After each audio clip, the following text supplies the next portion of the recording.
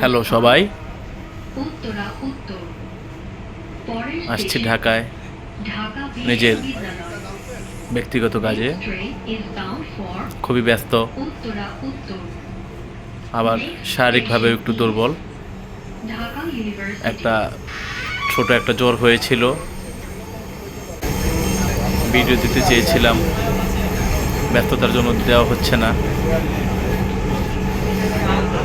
তো ভাবলাম মেট্রোতে যাচ্ছি, একটা ভিডিও করি।